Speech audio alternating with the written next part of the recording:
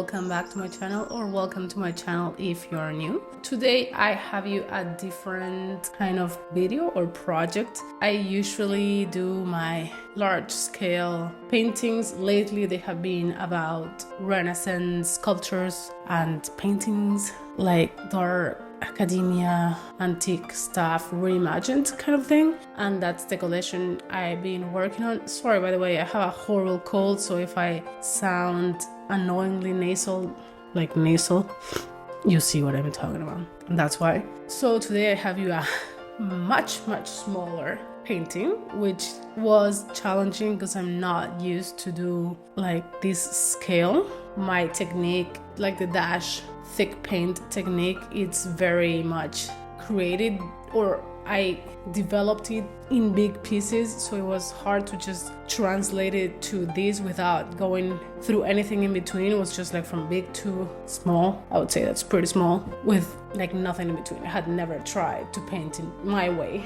in this scale, and I actually enjoyed the challenge, and I will be doing much more of this because I don't know, I kind of like the rhythm of it. Like, I don't have to spend weeks in just one project. I can try more things. It lets me learn more. It lets me experiment more. And I am about that. I can like give a go more like tones and see how they interact, and maybe if I love one I can take it to something bigger. But honestly, for example, for my house I do have big paintings hanging around because they're my paintings and it's the best way of taking care of them. But I think like most people will have something like this on their wall, and I want to do stuff for most people too.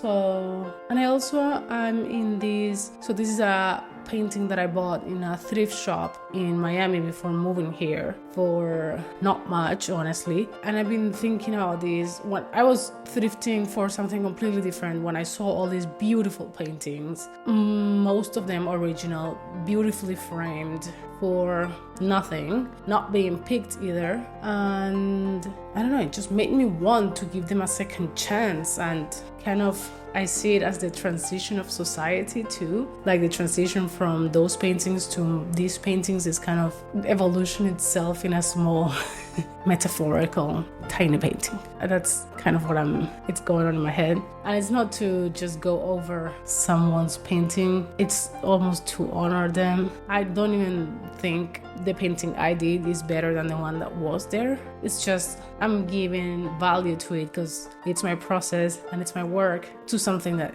apparently no one valued anymore, at least not where it was. And also it's just like upcycling, right? And doing very unique things, because you are not gonna find these anywhere else, nor the frame, nor the painting because it's mine. But like, I don't know, just painting the frame and make it super unique, and having a very amazingly gorgeous antique frame for my little painting here without having to pay so much to get it framed, and just have like a very, for me, looking very finished piece, like ready to hang. I don't know, I love it. I just think it's beautiful and fun and different and unique. So I'll keep doing more of those because I bought a lot of those paintings that I'm talking about and I brought them from Miami to here to paint them. And this was really because I ran out of my big wood panels and I ordered more and I didn't have more, but I paint every day, so I was like, oh, let me do one of these that I had in mind, and now I think I'll focus on them for a while. So yeah, also the subject itself,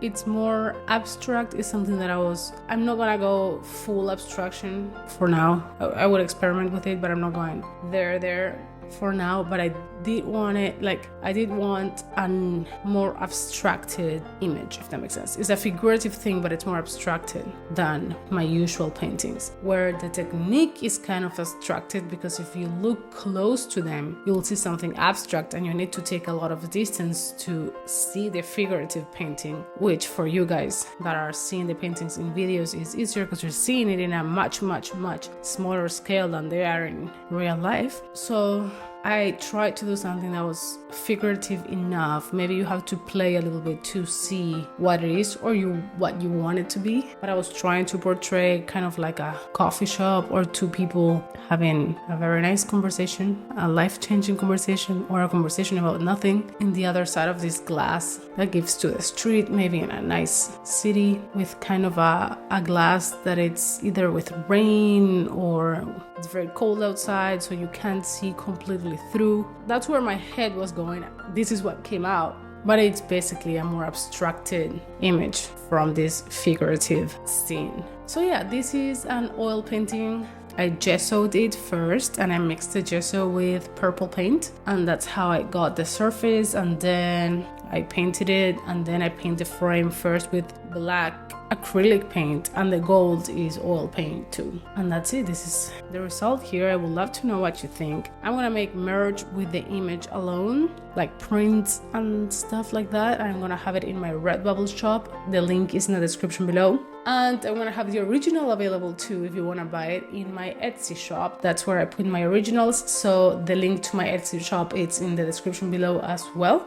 I included some journaling. I wanted to share a little bit more of my life because it's not just painting with you. So I included some journaling, and I also included me designing a tattoo that I'm gonna be tattooing soon. And yeah, that's it for me. If you liked this idea and want me to do more of them, because my head is going crazy now, I'm thinking of painting mirrors and all kinds of objects, old antique, because it's my jam. And I would love to know what you think. Yeah, for more of these kind of videos, subscribe, and I see you in the next one, guys.